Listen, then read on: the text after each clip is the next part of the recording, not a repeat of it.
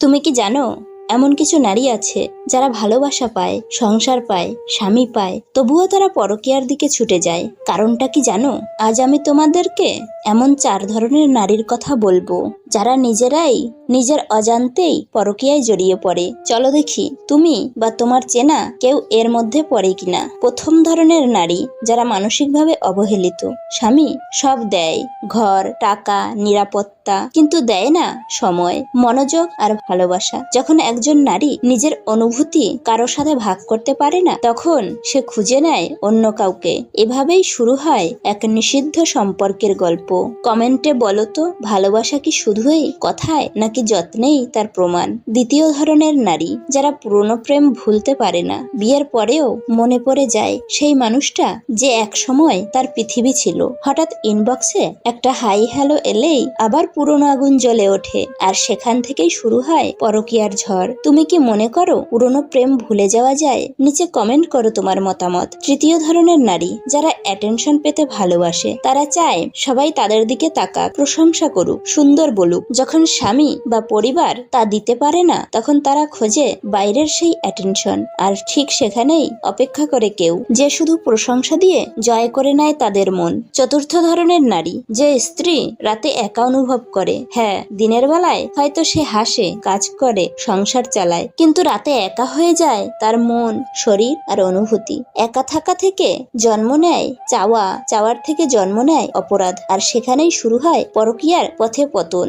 প্রেম বা সম্পর্কের মধ্যে পরকীয়া কখনো সমাধান নয়, বরং এটা একটা সময়ের ভুল যা সারা জীবনের আফসোস হয়ে যায়। তাই সম্পর্ক ভাঙার আগে একবার ভাবো, কথা বলো, বোঝার চেষ্টা করো, কারণ ভালোবাসা হারালে আর পাওয়া যায় না। মেয়েরা পুরুষের হৃদয় এক নিমেষেই চিনে নিতে পারে, এটি বিধাতার দেওয়া শক্তি। অথচ আশ্চর্যের ব্যাপার, ওরা নিজেদের হৃদয় নিজেরাই চিনতে পারে না। সম্মান যদি করতেই হয় তাহলে গুণ দেখে করো, ধন সম্পত্তি দেখে নয়। বিশ্বাস যদি রাখতেই হয় তাহলে নিজের উপর রাখো, অন্যের উপর নয়। বিয়ে যদি করতেই হয় তাহলে চরিত্র দেখে করো, রূপ দেখে নয়। স্বপ্ন দেখা যায়, ধরা যায় না। জীবন ভাঙা যায়, গড়া যায় না। মন দেওয়া যায়, ফেরত নেওয়া যায় না। ভালোবাসা সৃষ্টি করা যায়, শেষ করা যায় না। বড্ড বেশি মন খারাপ হলে দুফোঁটা কেঁদে নিও, তবুও স্বার্থপর মানুষের কাছে কখনো নিজের মন খারাপের কষ্টের বর্ণনা দিতে যেও না। কিছু কিছু মানুষ আছে দেখবেন, তার প্রয়োজনে আপনার সাথে এমন ভাবে মিশে যাবে যেন আপনি ছাড়া তার জীবনে দ্বিতীয় কোনো অপশন নেই। কিন্তু প্রয়োজন যেদিন শেষ হবে, সেদিন সেই মানুষটা